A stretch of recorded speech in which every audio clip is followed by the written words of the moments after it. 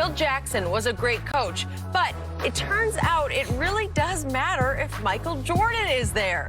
In this analogy, Michael Jordan is now the quarterback of the Tampa Bay Buccaneers, who sit at 5-2 and look like the best team in the NFC. Skip, you've been saying for 4 years on Undisputed that Brady deserves 75% of the credit for the Brady-Belichick dynasty, while Bill deserves 25%. So, Shannon, is Brady proving now that he was more valuable than Belichick? No, so we're basically ending the debate after 7 games. So that's it. It's over. So Coach Belichick, so let's just say for the sake of argument, down the road, Coach Belichick wins a Super Bowl, wins 2. So what, do we rekindle the debate? Do you like your odds? Yeah, I like my odds. I'm not betting against Coach Belichick, Skip. Look, if you really look at it, if we break this down, here's what Brady is as a starting quarterback this year. He's 22nd in completion percentage. He's 21st in yards per attempt. He's 16th in QBR, but he's 6th in pass attempts. Those are very pedestrian numbers, except the pass attempts. So let's not gloss over that fact, Skip. We're not saying, look, we understand what transcendent and historically great quarterbacks have meant. Not just to the Patriots, but to every organization. Because more times than not, Skip, you're not going to go from Joe Montana to Steve Young. You're not going from Brett Favre to Aaron Rodgers. More times than not, you go from Terry Bradshaw, and then you wait 2 decades before you get a Ben Roethlisberger. Or you wait, Dan Marino retires in 2000, and you got to wait until 2020 until you possibly got a tour. That's what normally happens. So am I surprised that they're struggling this bad? Yes. But did I expect them to pick right up? And like Tom left, and they're going to be the same 12-4, 13-3 teams? No, I did not. But also, you got to look at what does he got? Tom Brady started 19 seasons in New England. 16 of those times, he had a top 10 defense. What does he have in Tampa right now, Skip, as we speak? What? He's got himself, and he's going to be the MVP of the league. No, that's not what I asked. Oh. Tom Brady started 19 seasons in New England. 16 of those 19 starting seasons, he had a top 10 defense. I want to ask you again, I rephrase it another way. What is it that Tom Brady has on the defensive side of the football in Tampa this year? He chose Tampa because he knew Tampa had a better defense than Belichick ran out there over the last 8 games last year when they were below average. So in other words, to make a long story short, in 20 seasons as a starting quarterback, Tom Brady is about to have another top 10 defense, which would be 17 in 20 years. Also, when people start to say, well, Mahomes is doing this, Mahomes is doing that, everybody says, well, look at those weapons. Not one time has anybody talked about Chris Godwin or Mike Evans or Gronk, or they got the 4th leading rusher in all of football. So we're just going to make it seem like that's all Tom Brady, that he does not have pieces around him. I'm not going to minimize what Tom Brady's doing. Tom Brady is playing better than I thought he would, earlier than I thought he would. That can't be disputed. But Skip, let's not just do this right now, because nobody said, I didn't see Mike Sando's piece in week 1 or week 2. I noticed this piece only came in the last 2 weeks. I also noticed that everybody's writing, since week 3, Tom Brady has this many touchdowns, this few interceptions. So this is what I'm going to do moving forward. Since the age of 42, Shannon Sharp has been the best citizen in America. I'm going to disregard the previous 42 years. I'm only going to take the last decade. They've never done that before in the history of football. When you talk about a historically great quarterback, take the weeks that he played bad and only do the weeks that he did good. So moving forward, Skip Bayless, I don't want you to look about anything that happened before I was the age of 42. Since then, the last decade, Shannon Sharp has been exemplary. Really? I'm not sure about exemplary. Yeah, you are sure about that. I might put a microscope on exemplary. Okay, it is now my turn. It's your turn. The man is at it again.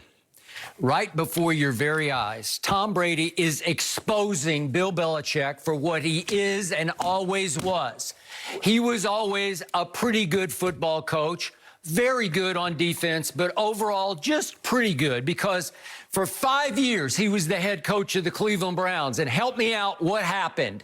Not much. He did win a playoff game, though, Skip. But 4 of those years, he missed the playoffs. Yeah. He went a grand total of 36 wins and 44 losses, and after 5 years, got fired in Cleveland.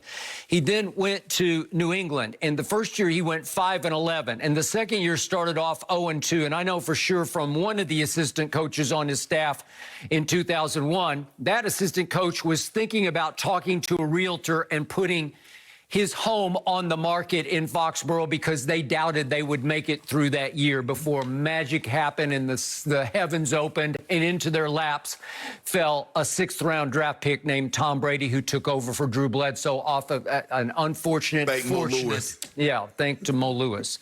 And the rest is NFL history. It is.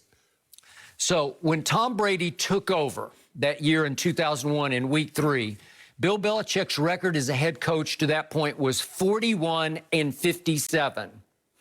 That's 16 games under 500. I'm not saying that's exactly who he is now, but that gives you a pretty good idea of what Tom Brady did for him, because I always tell you, there is one man in sports I do not bet against. And now I told you going into this year, I definitely am not betting against a Tom Brady who's got his mad on for Bill Belichick, who is driven to prove Bill Belichick wrong. And is he ever off to the races? Because he is not only proving that he was by far more valuable than Bill Belichick through those 20 years in New England. I always put 75% on it. I'm creeping up toward 80% now. If you look at what happened, the dynasty was created and sustained in the largest part by Tom Brady, who slowly but surely, after taking over as a very young player, became the leader, the face of that franchise. I think he became the greatest leader in the history of sports because he had to become the buffer in that locker room for really about 18 years between the players and a Coach Belichick who led the league in negativity toward players. I believe he was a coach Shannon Sharp would not have lasted long under because the verbal abuse was over the edge. And the film study abuse, the group film sessions were completely over the line. But they always had Tom Brady in the locker room to say, hey, guys, it's okay. That's just the way he is, but we're going to be okay. We're going to win, basically, in spite of the head coach. But Skip, as a leader, as a quarterback, that's half of his job. That's being proved out in Dallas.